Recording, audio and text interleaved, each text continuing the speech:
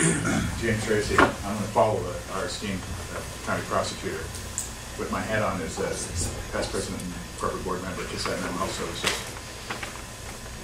We had one event at the courthouse and it shook people up. Get ready. Get ready, ladies and gentlemen. Since December, Kitsap Mental Health Services, who also services Jefferson County citizens, has had to release from treatment 261 patients. In the last month, we have turned away at our triage center 100 people who had clinically treatable mental health issues but did not qualify for Medicaid. Those folks, we will ultimately be able to treat, our agency will be able to treat, once they've had a crisis.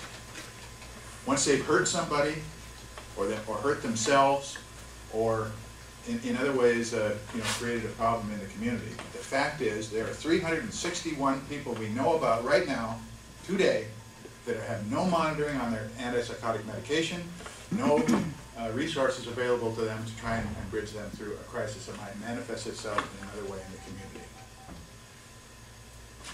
I know you don't endorse that.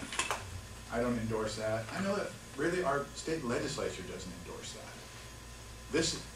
Multiply this by 10 or 20 times and you get the state picture, by the way. we're not unique in Kitsap and Jefferson County.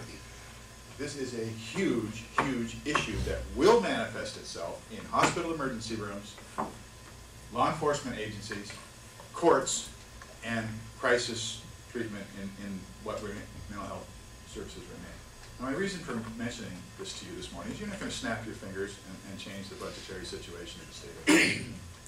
But I'm looking for a champion. I'm looking for a hero who will come out in the budgetary process and do what I have been asking for the last decade at this body and at Kitsap County Commission and any place else in Olympia that I can get somebody to listen. We need to start prioritizing all expenditures of the state, not between and among the interest groups that are competing for those funds, but in terms of what the citizens of this state believe should be the priority for spending in government. Now, I have a special interest, and my special interest may or may not rule the day.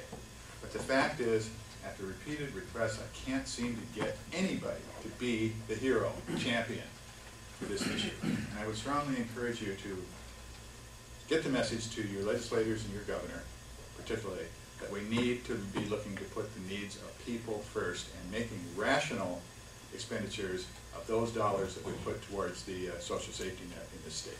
Thank you. Thank you.